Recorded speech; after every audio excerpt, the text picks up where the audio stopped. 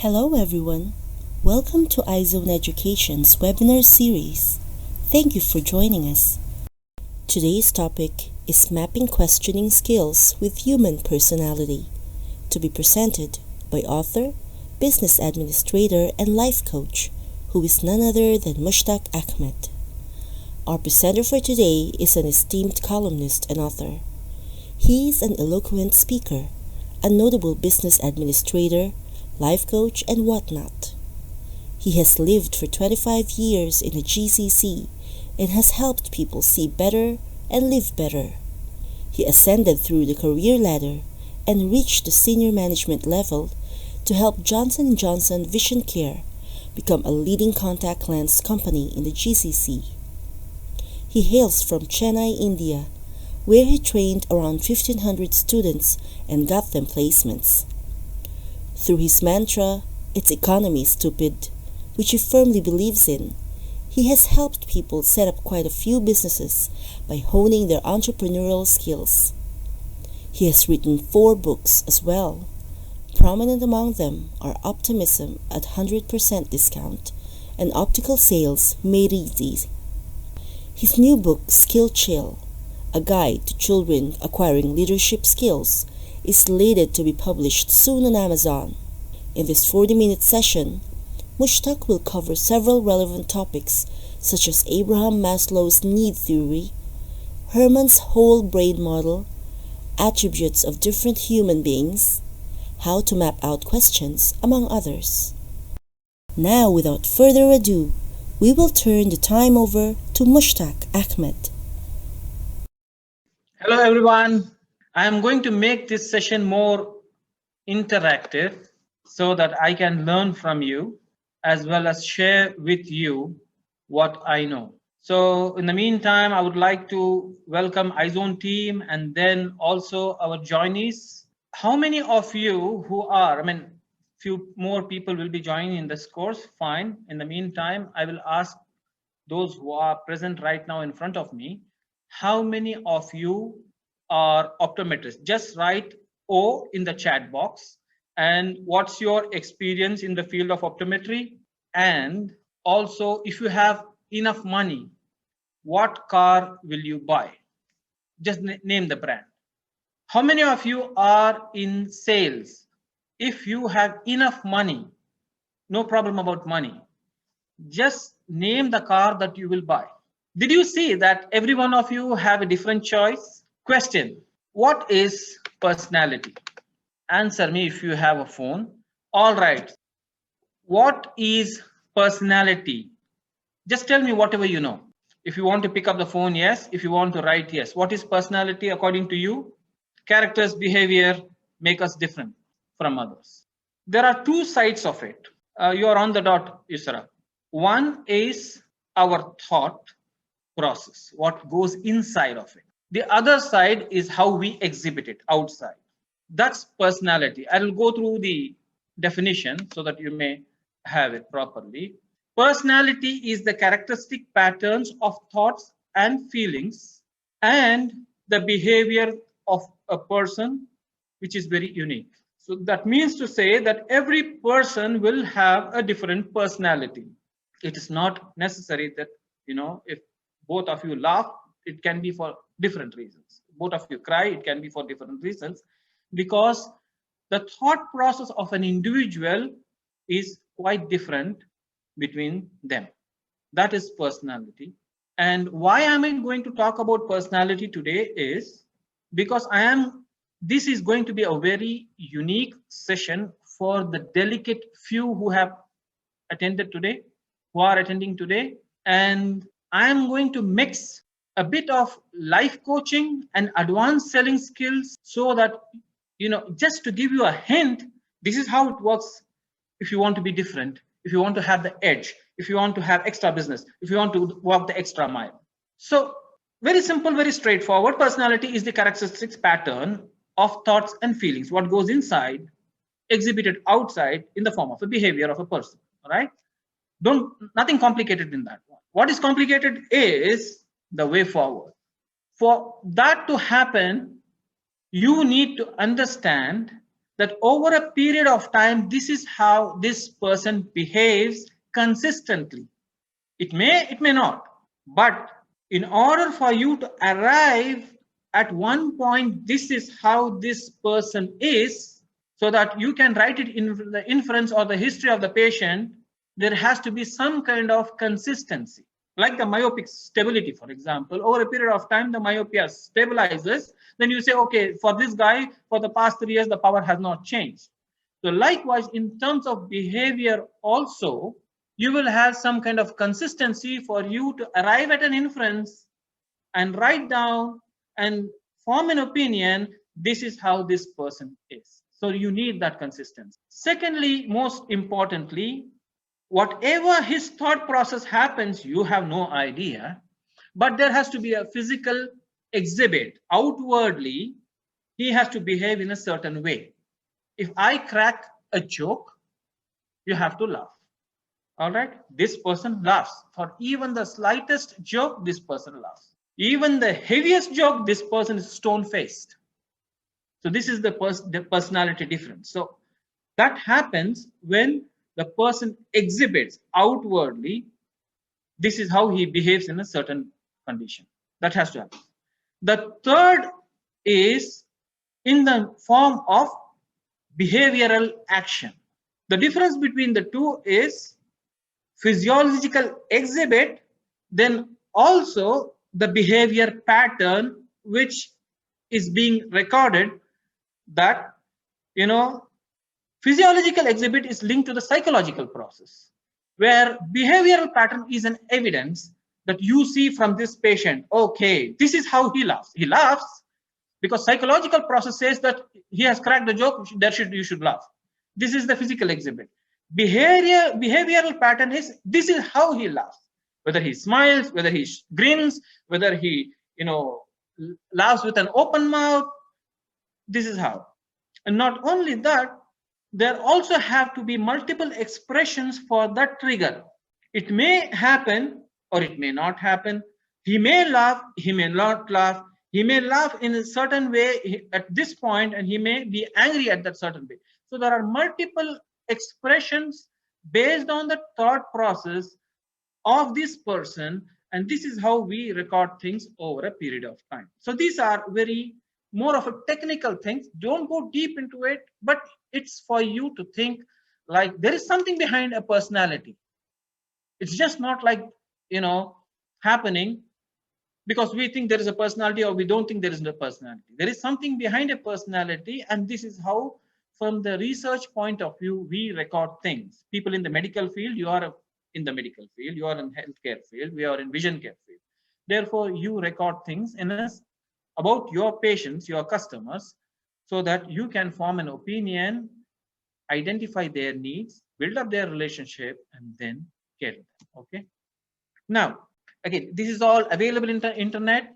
Just to give you some hints, where if you want to study something about the personality, something which is very in-depth, long time back, it was called Myers-Briggs indicator. Myers-Briggs indicator was done in 1917. Little bit of complicated. This is ESTJ, INFP, playing with these kind of extraversion, introversion, sensing, thinking, judgmental, intuition, feeling, perception, all of those things. If you go into the internet and type Myers-Briggs, you will have a list of 16 personalities which will indicate how each and every person is different in a certain condition. But the very generic identification of personality is called the Big Five, which I will go a little bit in detail, is about human being is an ocean. The more you plunge, the more you understand. So I have given that ocean, easy to remember. Let's start. Ocean. O is openness, C is conscientiousness, E is extraversion, A is agreeableness, N is neuroticism. Openness, somebody is very open to ideas, very creative, always very active, tries to do something very different, doesn't sit at one place. All of those things are called, people who is receptive to ideas, openness. Don't confuse consciousness with conscientiousness. It's a very technical word. Conscientious is somebody who is very particular in doing what he's doing. He's very focused on his goals. He is, in focused in time, in achievements, in targets, in making things happen, working extra hours, bringing out results. And the same person, if he's the boss, he's squeeze you down. Very conscientious. Extraversion is opposite of introversion. Extraversion is somebody who's very open, mingling, happy, party loving, joking, loves to be in the party among the friends, so talking more. This is how extraversion is all about. Agreeableness is very accommodative, listens to you, gives you more time to talk. He keeps quiet, he listens more. Wonderful part of a salesperson who listens more. So this is what agreeableness, because he's always accommodating, he's trying to help you, he says you are the boss. So very nice attribute of a person. Neuroticism, we find unfortunately such people are available around, very snobbish, very angry, very demanding, very negotiating, and thinking that they are the boss. They are trying to pull you down. They want to show that they have more power, and bargaining. They don't make you feel comfortable. Very neurotic, as the name suggests. So this is called the big five personality. And then you also have enneagram. Enneagram, little bit more. I mean, taking little bit from the big five, trying to match here and there. If you want to have your own assessment as enneagram, just go ahead. Have anybody done enneagram, assessment on your own? By the way, has anybody of you done? Know what enneagram is? Do you know your own personality according to enneagram? Say yes. No. Okay. I would recommend that just for understanding. No. Try. My personality, I found out like I am number 8, protector. Okay. Well, it matches very well. And protector means I have always been there for people, helping and volunteering. And if anybody comes and cries, I give them a fortune. I lose a lot of money. All of those things are there. So don't come and ask me money. No, I don't have enough right now. Why am I trying to describe the personality more? Because I'm going to link it something to the next slide. Now we will talk about Hermann's brain dominance. First of all, who is Herrmann? William Edward Herrmann was a social scientist.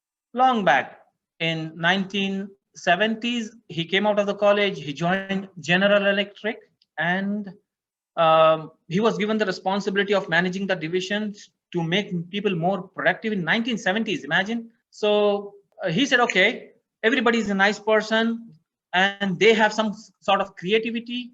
And what I'm going to do is motivate them and make them more productive. So this is what he started with.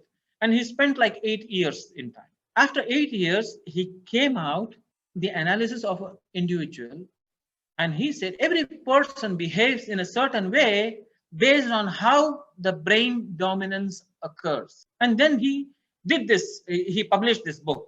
In that book, he said, okay, he divided brain into 4 quadrants. So the upper part and the frontal part, he said this is an intellectual part. And the lower part, he said this is an instinctive part.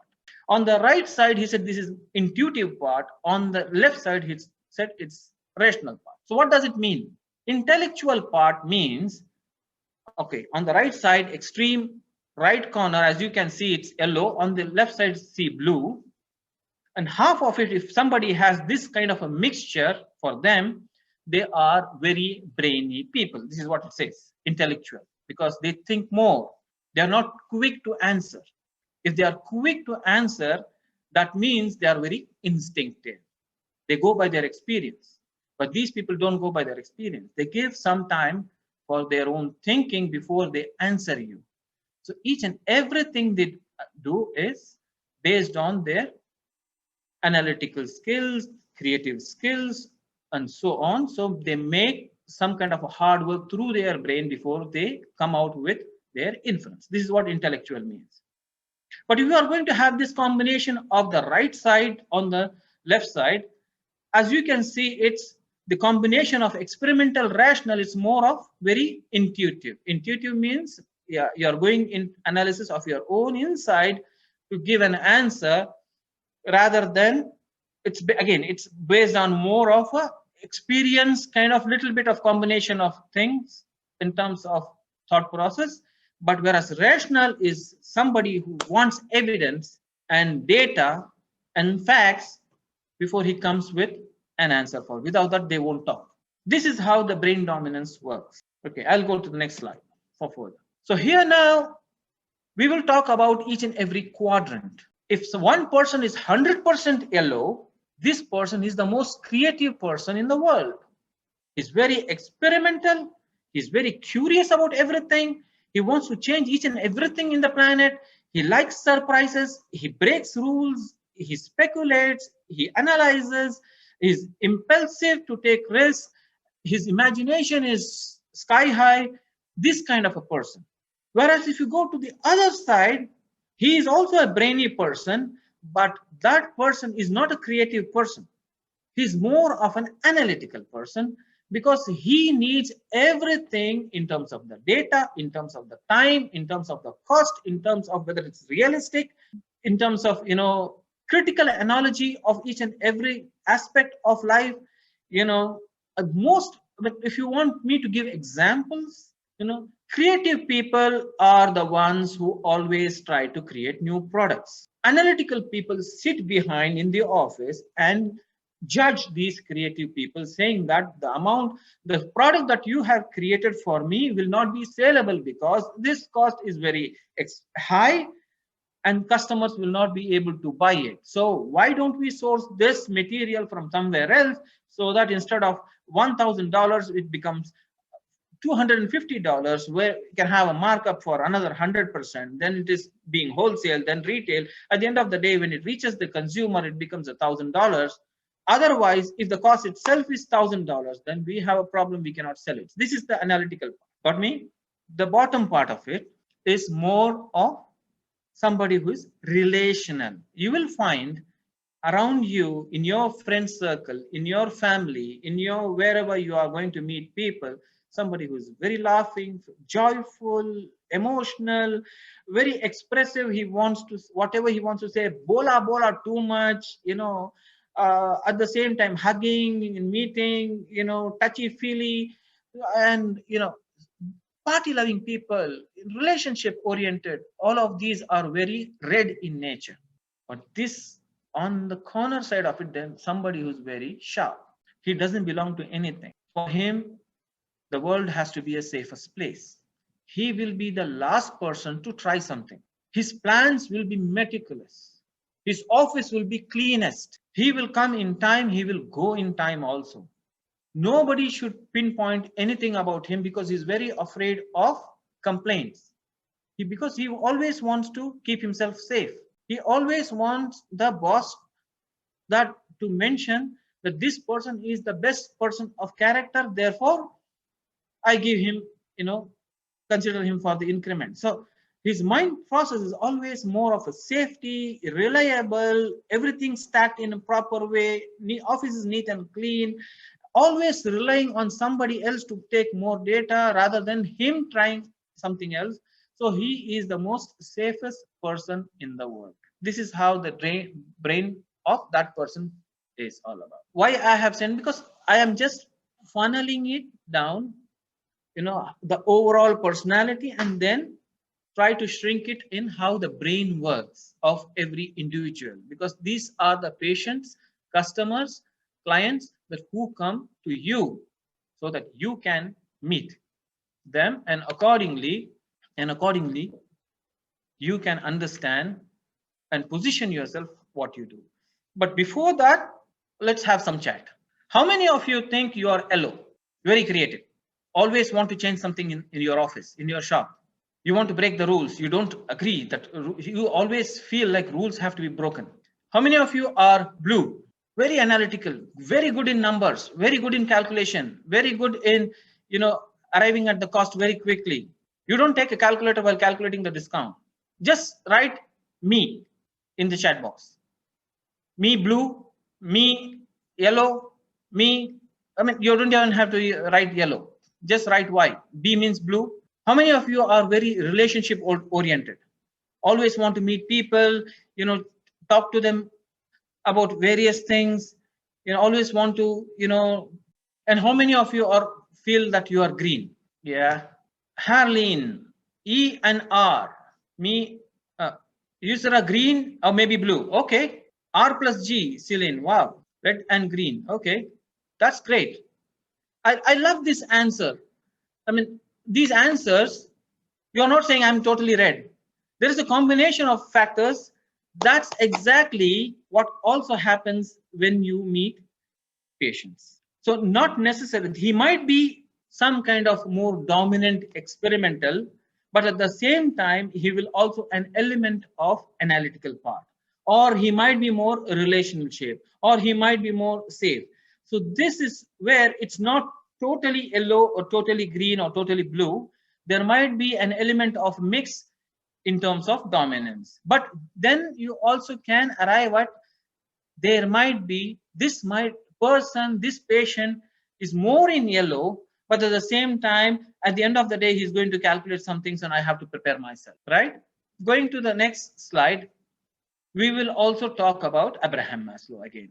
In the last session, I had touched about it. Then again, I'm going to Abraham Maslow is the most wonderful scientist had ever lived. In 1954, he came up with some kind of theory, which is called the motivational theory of hierarchy of needs, where he said these are the basics for human beings. That is what human beings means. First and foremost, they need food, they need shelter, they need sleep, they need, to whatever they ate, there has to be a nice bathroom, there has to be homeostasis, means equilibrium of the body.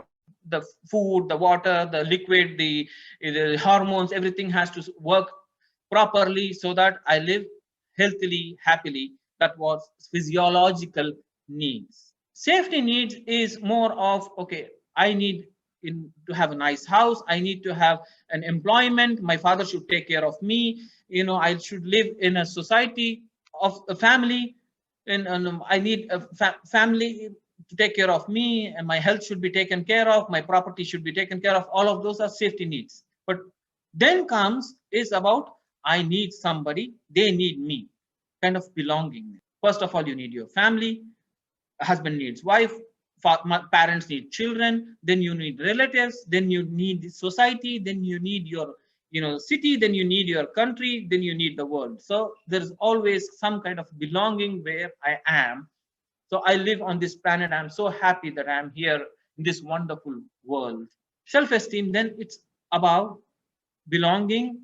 At one part you say, no, I need respect also, and that respect should come the way I'm wearing the suit and the people appreciate it, the way I'm wearing specs, that people should appreciate it. I need to have a Mont Blanc pen, we need to have Armani suit, I need to have Versace makeup, kind of, where I need to be recognized and respected for what I'm doing.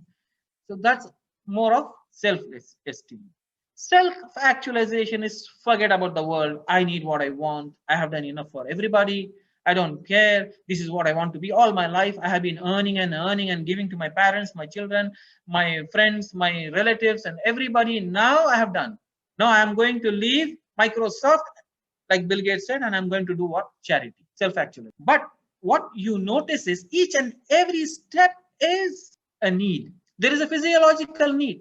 I need food, I need water, I need air to breathe, and I need health to live. If I am not able to see, then I am a blind person. So I need, if I am having some kind of blurred vision, I need spectacles to fit in this pyramid. So there is a need for me to see properly. And if you are going above, then you see, yes, I want to wear spectacles, but I just don't want an ordinary spectacles. I want Cartier, I want Maybach, I want Bentley, so that the circle I am in should respect me. And because, I have self-esteem to be in that particular society. So each and every position, there is a need where you should understand, like, okay, where this person belongs to and how I can address his need. So what are we expecting you to do is to prepare yourself in terms of your position against your customer so that you can identify them, understand where they are in terms of their personality, in terms of their brain dominance, in terms of their need, and adapt your communication accordingly. How we do it is the next slide. And most importantly, it's just not when you're in a shop, where you're in a business, it's not one person game.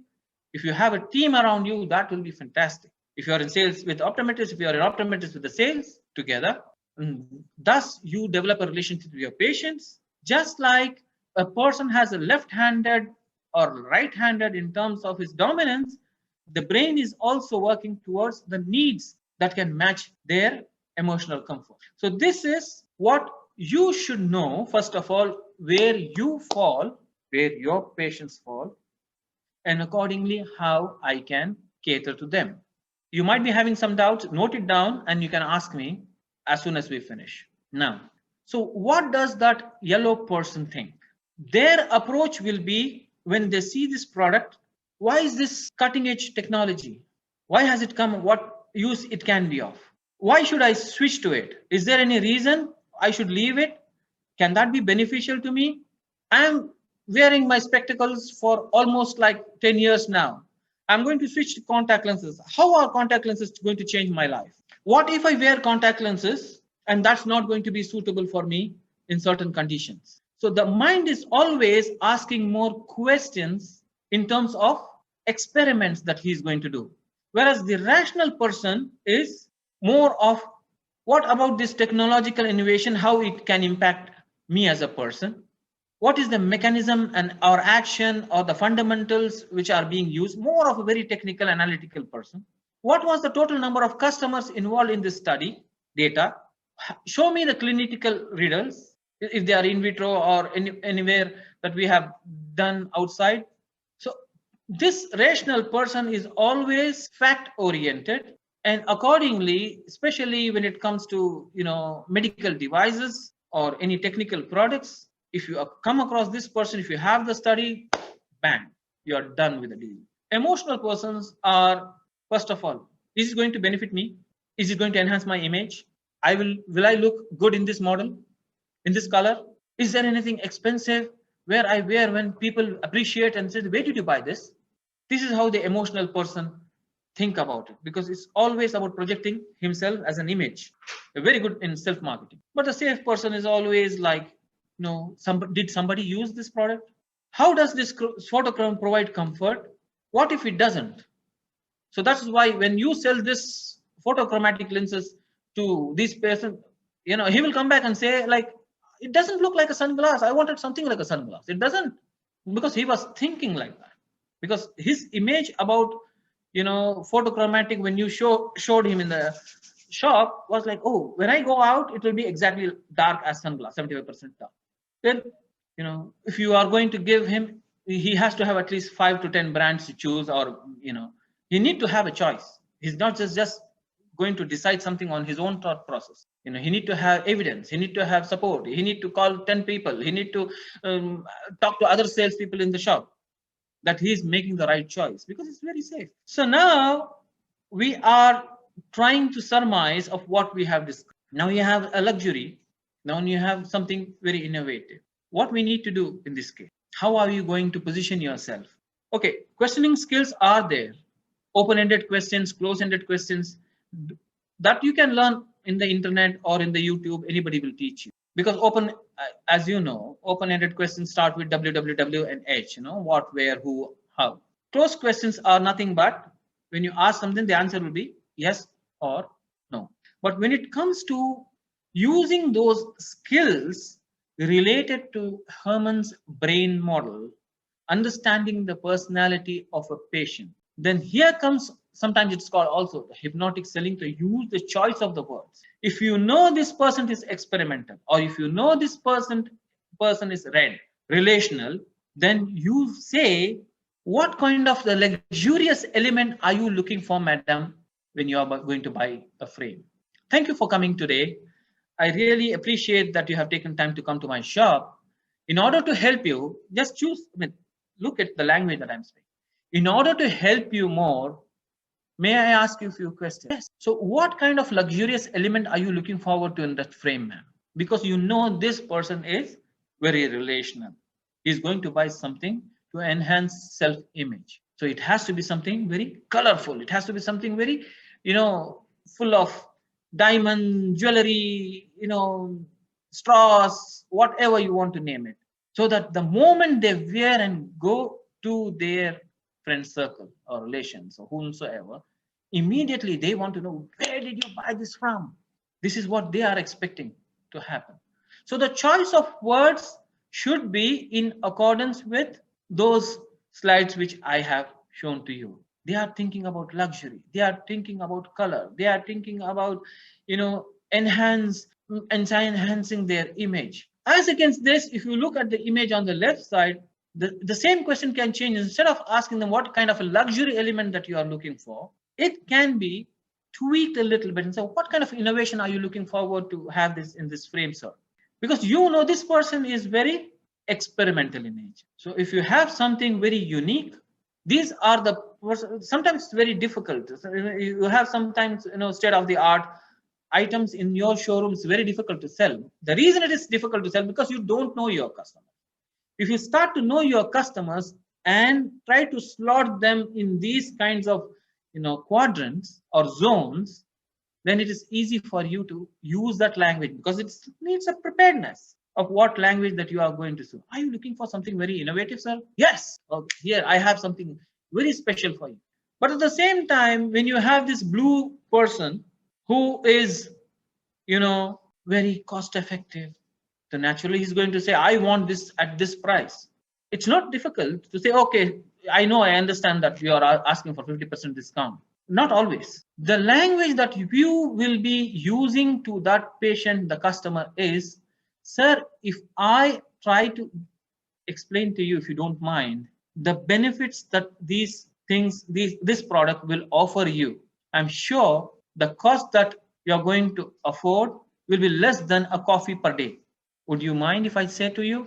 So immediately he says, less than a coffee. His mind subconscious thinks like, less than a coffee, $1 per day. Wow, I can afford it. Just okay, please go ahead. So this is how the professional salespeople, the advanced salespeople, even if you are optometrist, you have to sell something, you have to communicate something, you have to explain something to your patients, and this is how it works. Going at the subconscious level, understanding the patient's psychology, personality, brain dominance, and then you start to choose the right words, which perfectly fits, and then he feels so satisfied. I have come to the right person because he understands me. When you make him feel that he feels that you understand him, that's called relationship, which we go to the very essence of what is selling. Selling is the process of building relationship through identifying the needs of the customers and motivating them to buy. This is how it works. Otherwise, you can just be an ordinary salesperson. Go to your shop in the morning, leave in the evening, still complain that your business is not, especially under the present circumstances. Not everything is available on the internet. Don't tell me everything is available on the internet. Okay, some contact lenses are available, some specs available. They have to come to you for service. That's the time that you are going to catch them and tell them, if you come to me, this is what you get. And what is that they get? Value. Internet cannot give them value. Internet can give them discount. Value will come from you. Just, stamp it in your mind. Value will come from me, and I'm going to make it happen. Clear? Have I given value to you? All right. If you feel like you have got some value to you, just say why. Yes means why means yes in the chat box, and I'm free to answer your questions.